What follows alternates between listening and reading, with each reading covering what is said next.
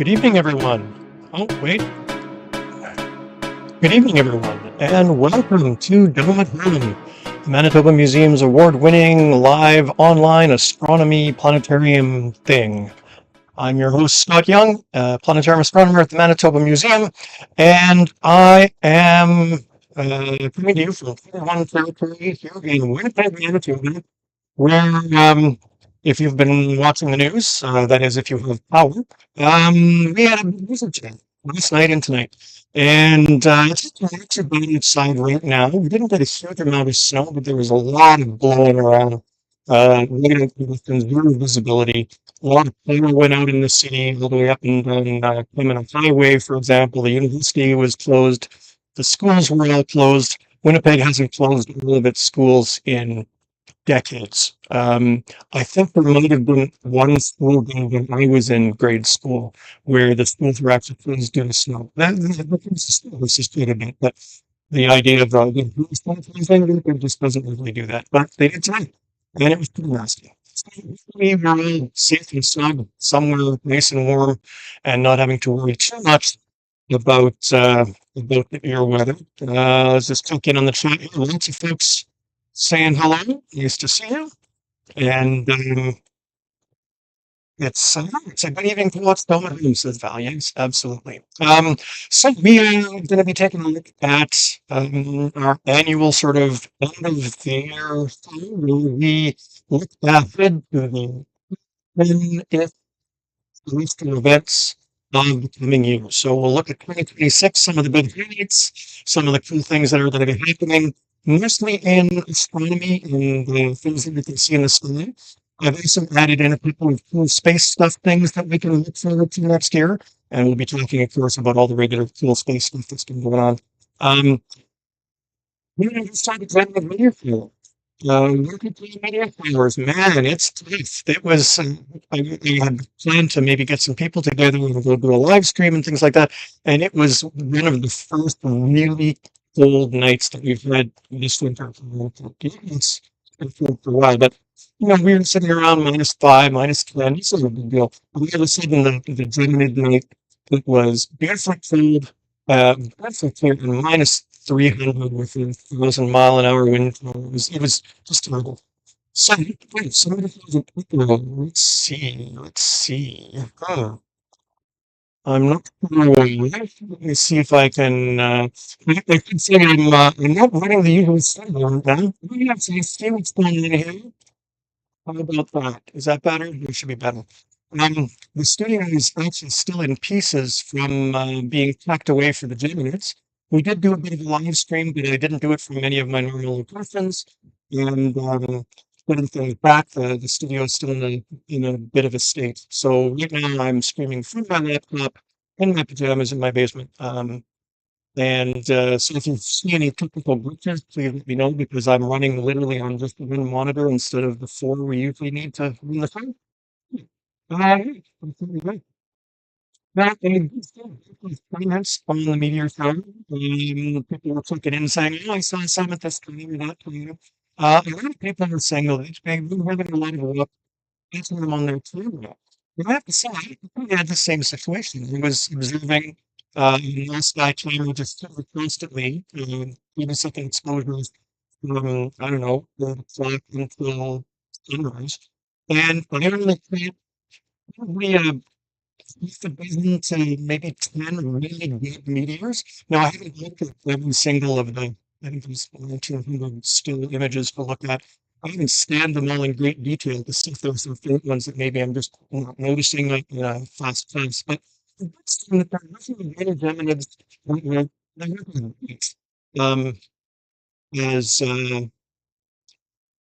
They weren't as great as I'm used to seeing. Certainly last year, 2 years ago, I guess it was, when we went out, they were quite a bit greater. So I'm really sure what was going on. I did notice some haze in some of my images, so I wonder if there was just like an ice fiber haze that just dimmed everything a little bit. Having said that, I did see a few pictures, and I'll show you one of my pictures as we get a little bit more into the film. Last month, if you recall, most of our images were all about the amazing northern lights that we saw just beforehand. And actually, the other images to see, there were so many northern lights ones, we just sort of focused on that. So this time around, we're actually going to take a look at some of the images that came in that would be, just make sure I have the right one. Oh, I'm really missing those second and third monitor. It is so hard to see things just on a little laptop screen. Okay, here we go.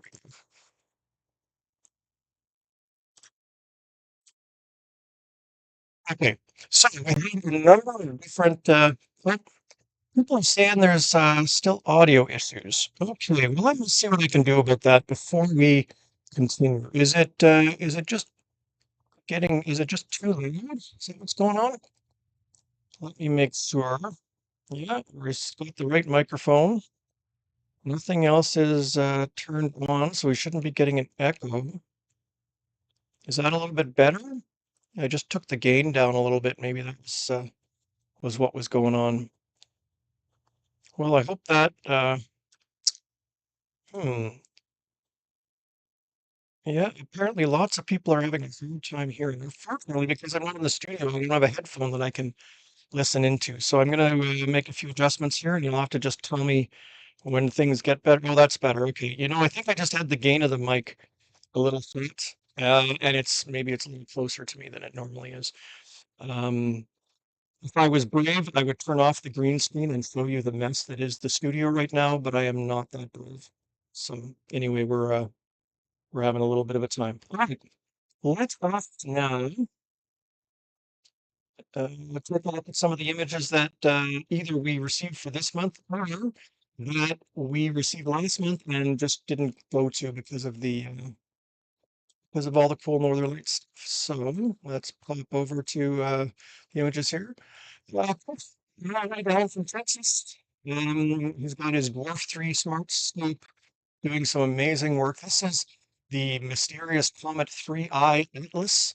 We had one of his images of this last month. I went to at least two one of them. This is another one. And as you can see again, the comet is trailed out by its motion as the dwarf takes picture after picture and stacks them all together. It stacks aligning on the stars, and so anything that moves trails out like that. So it's a great spot. It looks like it went right over the star there. That would have been actually cool to see. I still have not imaged this planet myself. It's not very well placed for us up farther north, so I'm glad you're able to see it from down there. And you see another spot here that I thought was really cool. This is the Massive Nebula, which is a pretty faint point of nebulosity in Gemini. It's well placed now. I've never seen it caught in a small telescope like this, in a smart scope. And it looks like in the processing, you pulled out the stars in the background so that you could process the nebula, and that's actually really cool. It does look like a jellyfish. So I'm amazed at the results that these smart scopes are able to create here. And if you haven't seen me talk about these before, I mean, a smoke scoop's about the size of a shoebox, and you stick it outside and you turn it on, and it sort of auto aligns itself and finds things, and then just takes pictures and puts them on your cell phone. So you don't look for it, but it's a great way to get some images. The other way that you can get some images if you don't have your own telescope is through a service called iTelescope.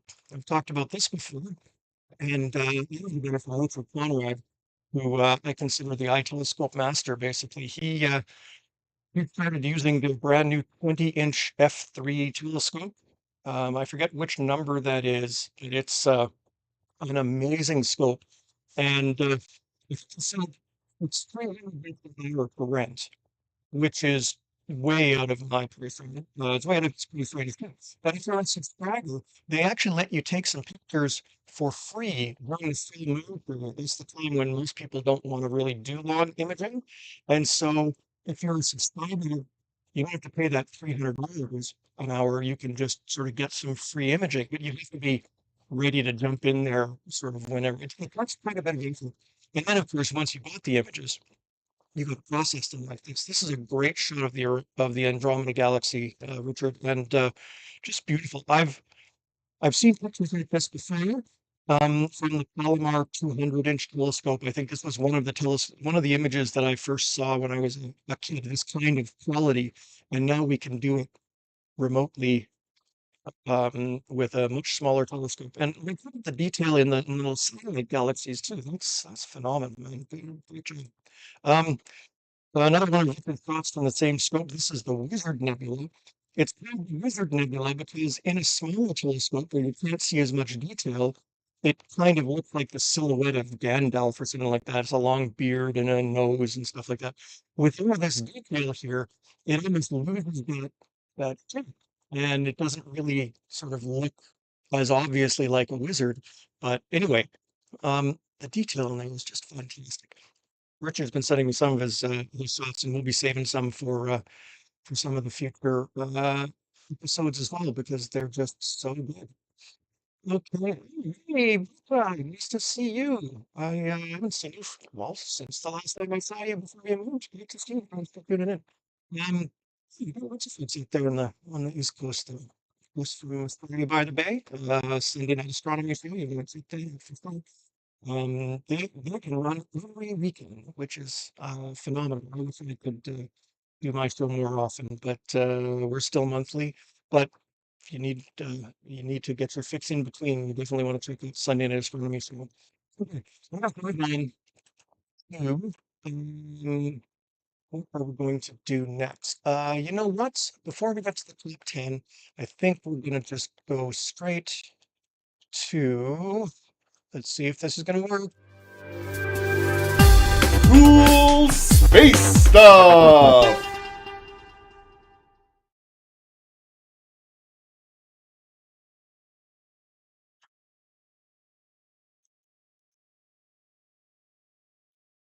Yeah, I don't know if the audio came out there or not. I really can't tell, unfortunately. Like I say, the studio is still a mess. Hey, it doesn't get much cooler than this. Canadian astronaut Jeremy Hansen is going to the moon. I was on a teleconference with the Canadian Space Agency this week. They were doing media briefings for the upcoming launch. And um, so Jeremy has already had his last visit to Canada before the mission. The mission is scheduled, the manifest says February 5th, but it turns out that it is actually in launch time, in Eastern time in Florida. It'll be just after midnight on February the 6th is the opening of the first launch window. And that window lasts about 2 hours. And then they have 3 or 4 days of opportunities where they can fly again if they can't go that first time. This being the first crewed mission of uh, the Space Launch System, they're obviously going to be careful and make sure that everything is ready to go. So it might slip. If it slips more than these 3 or 4 days, they have to put it all away for a month because the moon has to be just in the right spot. Everything has to be all lined up so that they can, fly the mission that they want to fly. And so if it doesn't get off in February, then it would go near the beginning of March. And then again, they said between 4 and 7 days each month where they have a long enough window where they can basically go forward. And then it could go into April if they still have to vote.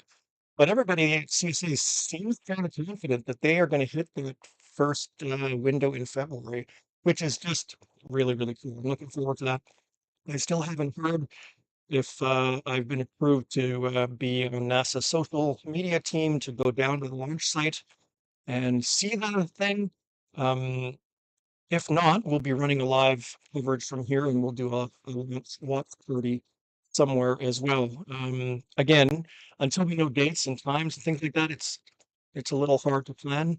NASA is playing things very close to the vest, mainly because they had, the big government shutdown and they've just now getting their ducks in order in terms of their administrator and things like that. Um, and partly, I think, because as soon as they say yes for sure, this is the bid, then if it slips, it looks like they've made a mistake. And there are certain people in the U.S. government nowadays that don't like to look like they've made a mistake. But anyway, Central Time, it'll probably be about 11 o'clock p.m. on February the 5th. That's my estimate based on reading between the lines from that briefing. the big rocket will take off, and Orion, the spacecraft integrity is what they've named it, and Jeremy Hansen and his three colleagues up into Earth orbit. They'll do a loop around the Earth to make sure everything's okay. Then they'll go into a bigger orbit around the so that they get up there and they can do some what they call proc ops or proximity operations. Basically, they'll turn around and go close to their own rocket booster and just as if they were going to go and dock with a lunar lander or things like that, just to test out the spacecraft how it operates in close proximity to another spacecraft. And if that works, then they hit the engine and fly off towards the moon. They loop around the moon, going farther than any human ever has past the moon. And then they loop back and they come home and then they re-enter the Earth's atmosphere. It's a 10-day mission. It's going to be just amazing. And it's kind of crazy to think that we might only have one more Dome at Home show before that launch. This is the end of December. There'll be one at the end of January. As soon as we have firm dates, though, we'll release our launch coverage, and we'll be doing a lot of stuff in the lead up to the mission. Because this is just too cool. Um, Jenny Gibbons, so it was Sadie Gibbons to begin with, and I guess decided to just simplify. Jenny is the backup astronaut. He has been training right alongside Jeremy this whole time. So he is ready to step in there if he gets a cold or for whatever reason can't be on the mission. Assuming that that doesn't happen, right after launch, he flies off to Houston, and she'll be one of the astronauts that talk to the crew, the so-called CLICOM. And she'll be the first lunar CLICOM from Canada as well, because this hasn't been done for Canadians. So really looking forward to seeing all the stuff that happens there. Very, very exciting stuff. Sticking with NASA, they finally have someone in charge. There was an interim administrator, and then President Trump decided to nominate Joe Isaacman, who was a good friend of Elon Musk and had flown on the Falcon 9 spacecraft a couple of times, did the first private spacewalk and things like that. He's basically an entrepreneur. He's a business guy. He's a space enthusiast. He's not a scientist or anything like that. He's concerned almost exclusively with human spaceflight. So those robotic missions or space telescopes or things like that, those aren't really his thing. Well, he's finally been confirmed. So NASA finally has lost some of the uncertainty, and hopefully they can continue to go along. There's things like the Hubble Space Telescope, the Nancy Grace Roman Space Telescope is about to launch this year. The James Webb Space Telescope. All of those things are big NASA projects that we're hoping will continue and won't receive a lot of hits. Um, Space is expensive though, and it'll be interesting to see what happens. Um, yeah, I'm not quite sure how I feel about this. It could be worse, but it could also be a whole lot better. Oops, we've gone backwards in time. Let us now. This is kind of cool. So the International Space Station is, it's been up there now for what, 25 years, I guess. And sorry, it has been continuously inhabited for 25 years. And it's got one of these docking ports where a little spacecraft can come in, and sometimes it's with crew, sometimes it's with supplies or things like that. Like they're all over the place. I think we're never going to need that many docking ports on this thing. I thought it was just because, well, as they build things, some of them were temporary, and then they weren't going to need to use them anymore, or things like that. But no, all 8 of the ports on the space station are full of space. Like this is kind of like a I don't know, parking lot on Sunday night down Grant on Thursday with all the crews sort of lined up. Sort of some of them are human spacecraft, the Crew Dragon up there in the top, and the 2 Soyuz spacecraft, and then let's see, Progress and 92 and 93 are robot cargo ships. Cygnus and the HPV, which HPV is the Japanese cargo ship, and then Cargo Dragon there as well. Pretty cool. Space station's pretty busy, and lots of things going on there. We've been giving most of our attention to Artemis just because it's sort of the cool next thing, but lots of great stuff still going on in the space station. We just had some of the crew come back, and there's a new crew on board, and the science continues. Okay, this paper that came out. We all know that the number of satellites that are out there in space, they get in the way of us as astronomers. If you're out there and you see a whole bunch of this, we usually blame Starlink because that's the company that has the most. But there's a bunch of companies putting lots of stuff in space. Well, what happens when those projects are at their full capacity? I think there's 5 or 6,000 Starlinks up there. It's going to be 40,000 when they're done. Well, some scientists did a numerical simulation and they basically looked at not just telescopes in the ground. They basically said telescopes in the ground are going to have so many satellites interfering with them that they're going to become largely useless for big chunks of time. And whole fields of science will actually um, disappear. You won't be able to do occultation science, the sort of the science of eclipses when one thing passes in front of another. You won't be able to tell if it was a real thing or if it was just a satellite that went by. But even space telescopes will be affected. That's the Hubble Space Telescope on the left. Everybody looks at it, what a piece of sky, so small. If you put your picture at arm's length, it would be like, I don't know, maybe a tenth the size of your pinky fingernail. That's how small of an area Hubble looks at. And over the course of one of its exposures, it still had two satellites going through that narrow field of view. And as telescopes have wider and wider fields of view, there's the Sphere X one there on the right, it has through 5 or 6. And then the Chinese space telescope that's supposed to be going up soon, it's actually designed with a wide field of view. It's just going to be full of satellites. And then the new Arrakis in- infrared telescope that is sort of on the drawing board is basically gonna be ruthless by the time it gets up there. Now, I've been very down on these satellites before, and certainly in the early days when I thought, oh, there's got to, this is unnecessary. It does turn out though that there's only a few ways to get internet to a lot of areas. I'm privileged enough to live in a city where I can just call up the phone company and they'll run fiber to my house if I want. But if you're living out in the farm, maybe not in the middle of the desert or anything like that, the only way to get that is satellites. Now, I still think there's got to be ways to do it that doesn't involve so many of them. This is probably the cheap way to do it rather than maybe the better way. But it certainly is going to have some major impacts and it really um, a little bit much, but at the same time, I think that this kind of study will help get some pushback for some regulation and things like that. I mean, I don't think that we want to have like astronomy is one of the things that people are really excited about on the internet. And so what is the internet if you don't have those little space telescope pictures you're looking for, right? So we got to find some balance here. Anyway, the full paper is available through Nature, and they actually it's not incredibly technical. So if you're interested in learning more, that's definitely something worth checking out. Let me just check that here to make sure I haven't been talking to myself. Hmm. Audio is muffled and chopped up. Wow. Okay. I don't know what's going on here. I'm just gonna look at this mic. Yeah, seems to be okay.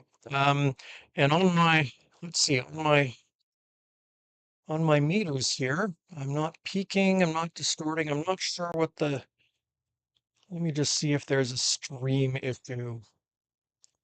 There shouldn't be. Everything was working so well. Hmm. Still bad audio. Yeah, I don't know what else to do here, unfortunately. So I'm going to soldier on, and if I need to, I'll go and redub the video afterwards on YouTube, and you can rewatch it if you want. But let's move on to the main reason why we're here, and that's to look ahead at the top 10 celestial events of 2026. And um, there are way more than top 10, obviously. And the 10 is arbitrary. This isn't like a David Letterman top 10 or one of those, you know, top 10 architects or things like that you see on Discovery Channel. There's no ranking here. I just picked some of the big highlights. We just do top 10 because that generates a lot of clicks on social media.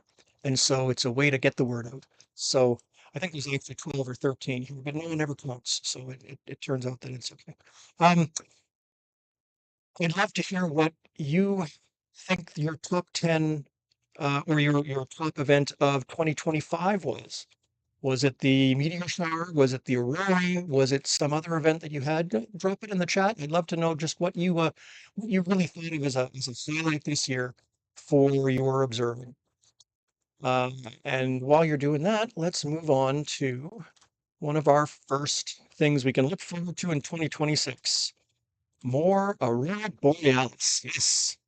Even though we're probably past the maximum of solar max and the sun's activity is starting to curve downwards, it turns out that for reasons we don't fully understand, the decline from solar maximum actually produces more northern lights than solar maximum does.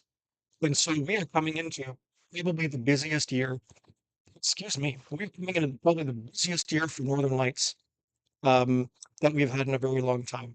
And right now, of course, with it being dark up here in Canada, like 16 hours a day, there's a lot of hours of darkness that you can catch things.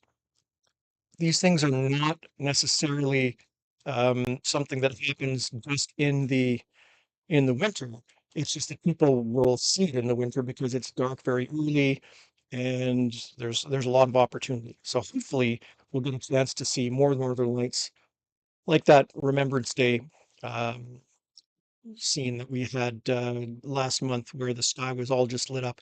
And since then, there have been a couple of other times that the lights have been out. Not as bright or colorful as that, but there's a lot of activity going on, and that will continue through 2026. So that's our first item. And the next item is something that's already underway as well, and is just going to sort of continue and peak coming up in next year. The planet Jupiter is rising in the east around 9 o'clock or so. It's getting up high in the sky. If you get outside just before dawn, if you're one of those folks that has to get up before the sun, you'll see it setting in the southwest, brightest thing in the sky, basically, other than the sun and the moon and the planet Venus, which isn't really easy to see right now anyway. Well, Jupiter comes into what's called opposition. That's when it's opposite the sun in the sky. So the Earth and the and Jupiter are both on the same side of the sun, kind of lined up. That's the closest point that our orbits bring to each other. So that's when Jupiter appears biggest and brightest. That's when we can see the most detail in telescopes because again, it's nice and big, and so we get our best view. So my position January the 10th coming up, but frankly, the difference between January the 10th and tonight is pretty small. This is not like a meteor shower where you've got to go out that night and that's it. This is something that builds over the course of many months and then peaks and then fades away. So March, April, will still have good views of Jupiter. But that's the sort of the sample of the season. And what I like about the opposition point is that after opposition, the planet is basically still just as good, but it's rising earlier. Before opposition, you actually have to stay up really late to get Jupiter up nice and high in the sky so you can see it good in your telescope. So it's like 3, 4 in the morning. It's just not convenient. But after opposition, it's up at sunset and you wait an hour, it's up nice and high. And so like 8, 9 o'clock, we'll be able to get a good view of it and not have to stay up super late. I'm not a morning person. So Jupiter's opposition is another big event to watch for. 2026 is also the year of eclipses. There are two solar and two lunar eclipses. That's not unusual, to be honest. There's usually not many solar eclipses. Sometimes there's even 5 total. Um, But I'd like to see three of them. Usually, just because of the roll of the dice, um, a certain location might see one eclipse, but might not see another one, and so on. This year we got three out of four, so that's pretty good. And the fifth one is the total lunar eclipse in. No, it does for Manitoba. It doesn't happen at a convenient time. It's basically 4 in the morning. But that's okay. We're willing to get up for something cool like a lunar eclipse.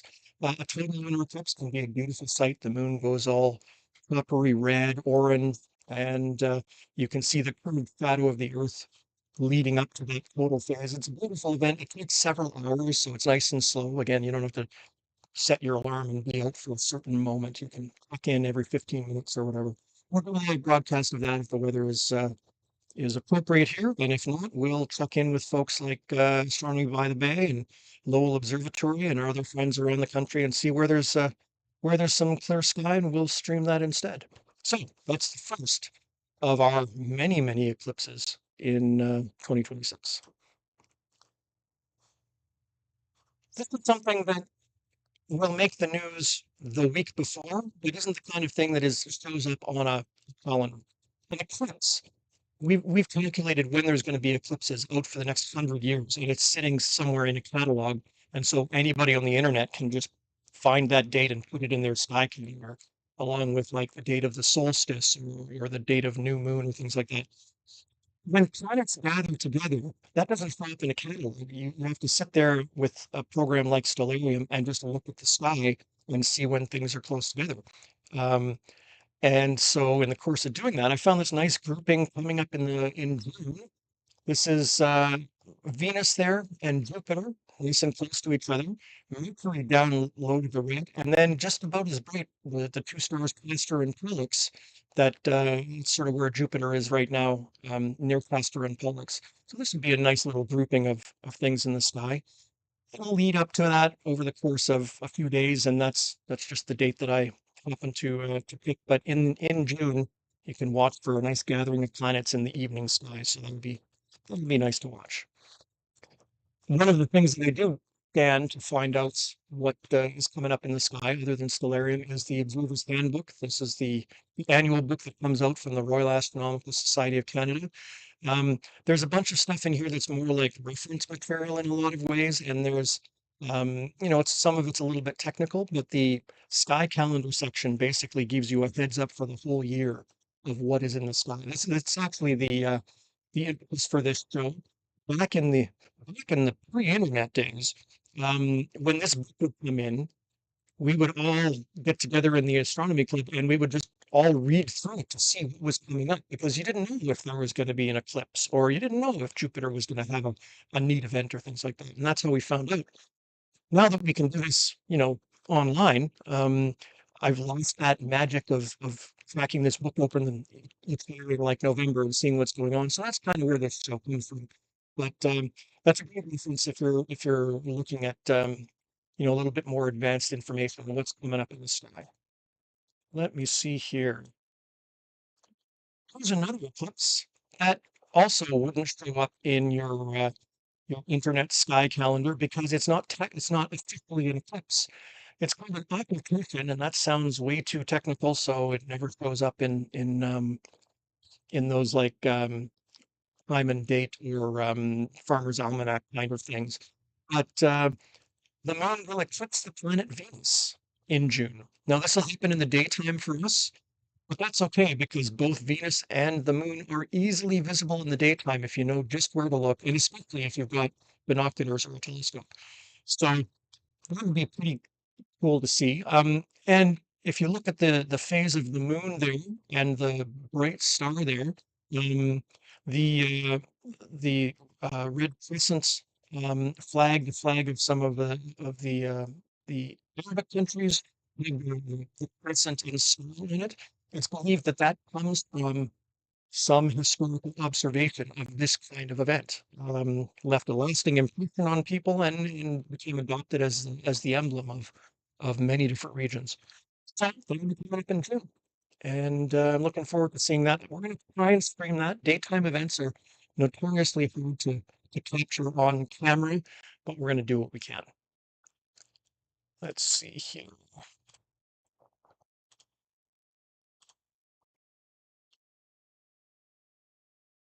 Oh, nice. Okay, let's see. First family, hey, nice to see you. The lunar eclipse and the aurora were your favorite events. Yeah, those were pretty standout ones. Sherry says being able to see the comets and of course the northern lights. Yeah, we had a couple of great comets this last year, and like in October we had that really bright one, and then there was another one before that, and then we see these fainter ones and things like that through the telescopes. Gina says. Let's see, Aurora, Milky Way, the lunar eclipse, the Gemini's. Gia's been doing lots of photography. We shared a bunch of images last time around. Hmm. I don't know what's going on with the microphone, but hopefully it's still holding. Right. Let's see. So, what is it? Solar eclipse in 2026. And if you are within the red path on this diagram, you can see it. If you can't see Canada there, that's because it's off the map to the left. This eclipse is visible basically in a path along the east coast of Greenland, across the populated areas of Iceland, and then across the Atlantic, across the Iberian Peninsula in Spain, and that's it. Um, it's about a minute and a half long, not a particularly long total eclipse. So this isn't necessarily, the one that I would say, oh, drop everything and travel for. And it doesn't have a lot of places that you can go to. Although I'm sure that in Spain and is it Corsica, that little island off the coast there in the Mediterranean, I'm sure those will be very, very busy. Um, so August 12th, 2026. And we will see this eclipse from Manitoba. We just won't see the total phase. We'll see a partial eclipse. So if you've got those eclipse glasses from a couple of years back, get them out. Make sure they don't have any holes in them. And you will be able to see a 13% solar eclipse. This is as good as it gets from here in Treaty 1 territory, here in Manitoba, in Winnipeg. Just a little not taken out of the sun. Still fun. And of course, there will be views from Europe of the eclipse with much more obscuration going on. So we'll do some live streams of that. But if you're going to be in Spain or you're planning to travel for this eclipse, let me know. I'd love to chat with you and see what we can do about sharing your views with the audience there. This map, by the way, comes from Winnipeg eclipse master and weather forecaster Jay Anderson. His website, eclipsophile.com, basically gives you here are all the eclipses in the world, and here is a detailed weather forecast so that you know where you want to travel to. Because you don't want to travel thousands of miles, spend a whole bunch of money, and then stand under clouds during eclipse time. You want to know where it's clear. And so Jay has you all hooked up for that. His website is basically required reading for anybody that wants to go see an eclipse. The same night, the Perseid meteor shower happens. Now, total solar eclipses only happen at new moon phase. That's what's happening. The moon is moving in between the sun and us, and so that's new moon. That happens right on the peak with Perseid meteor shower. So you could, um, we'll have our best view of the Perseid meteor shower this summer for a long time. Because when the moon's up, it spoils most of the mediums. It's like the city lights. You just can't get a good view. So this will be the first time in a few years that we'll have a good chance of seeing the Perseids. The Perseids, second best meteor shower of the year, will produce maybe a meteor a minute, or maybe a little bit better if you're in a dark location. So you got to get out of the city, and here's the peak. The peak is like between 3 and 5 a.m. on the 12th.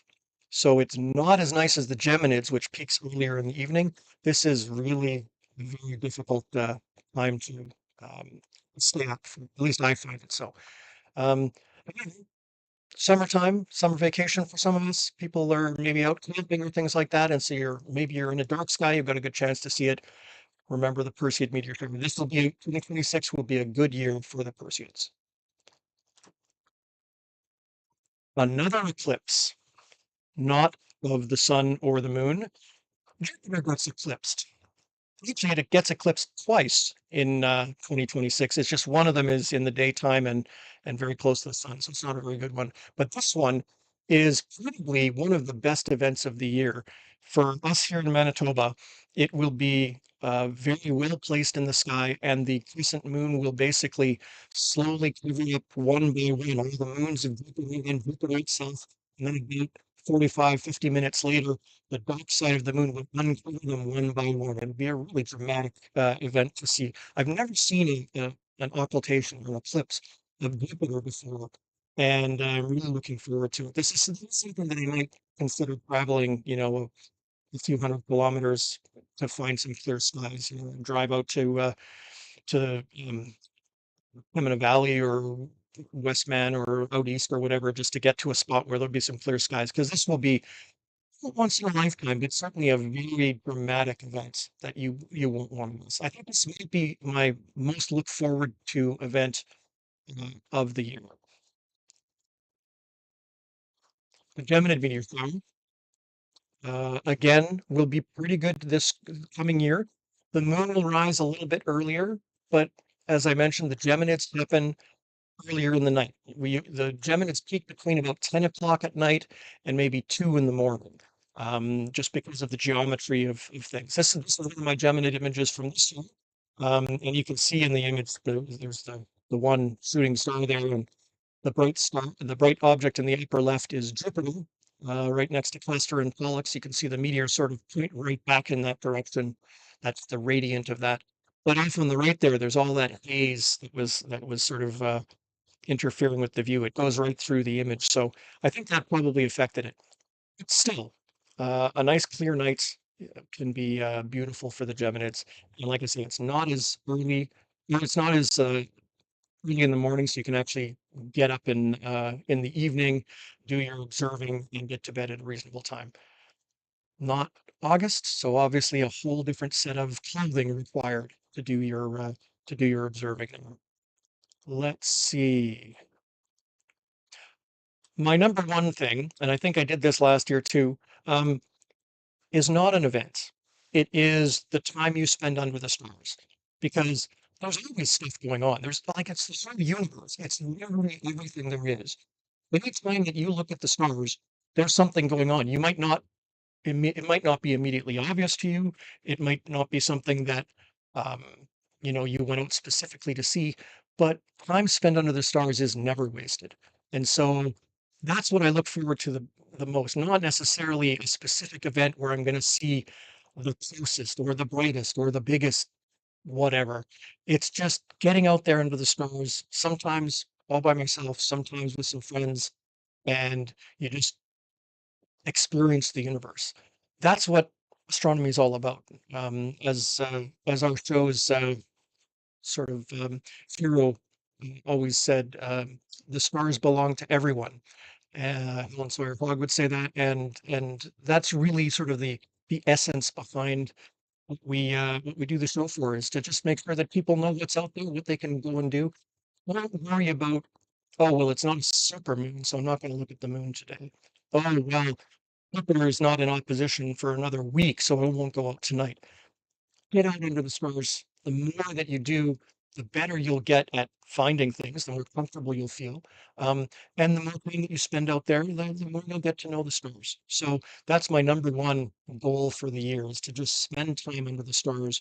Um, like I say, sometimes sharing it with people, sometimes just getting in there by myself, just to avoid the world around me and lose myself in the relaxation.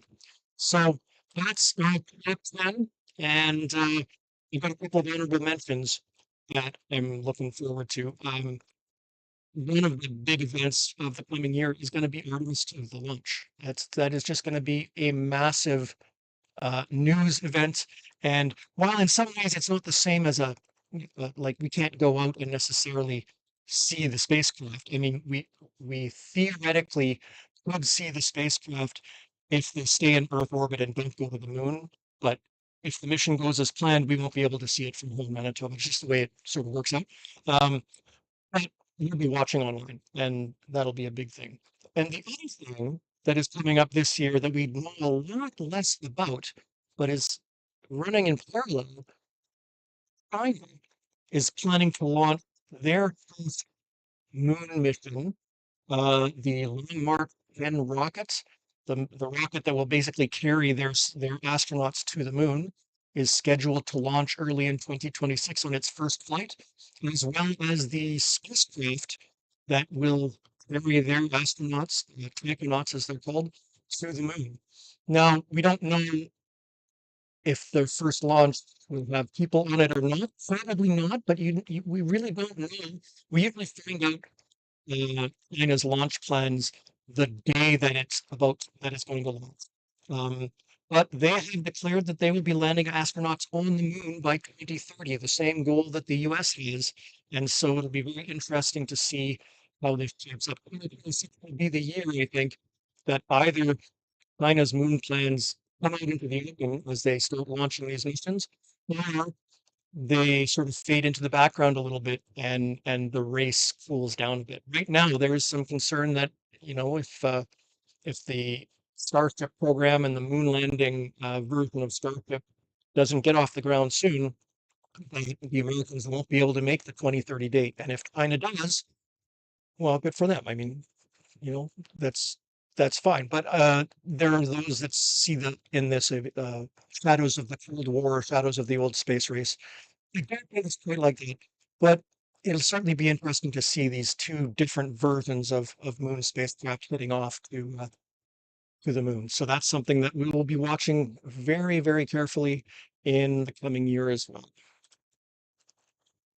That brings us to the end of our thing. Just want to see what else people are looking at in the sky here. Oh, Dale and James, nice to see you guys. Yes, Planet Lemon was one of the things you enjoyed. That was, I couldn't remember the name of it. That was a great object to watch, and you guys have a great spot to see it from there. Beautiful skies. I'm really looking forward to seeing more pictures from people. Send us your images. We'd love to share them here on the show. Thanks to Richard and Chris for sending in the images we used this week.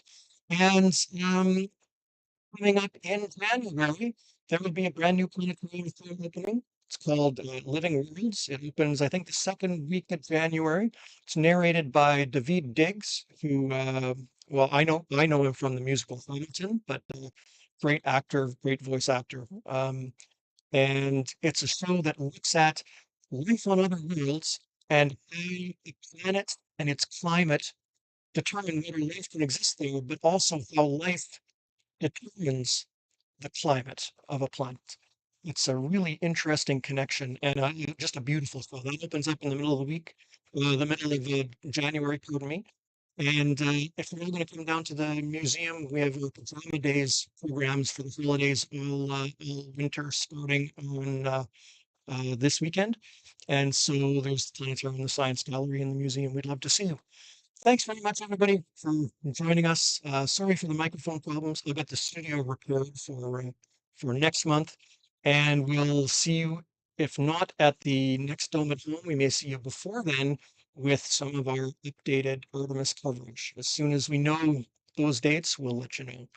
Thanks, everyone. Have a great evening. I hope you enjoy the Solstice Festival of your choice, whether it's Christmas or Hanukkah or any of the other solstice festivals that you might celebrate. Most of the world takes this dark time of the year and tries to focus on happiness and joy and light and sort of turning the page on the old year and going into the new year.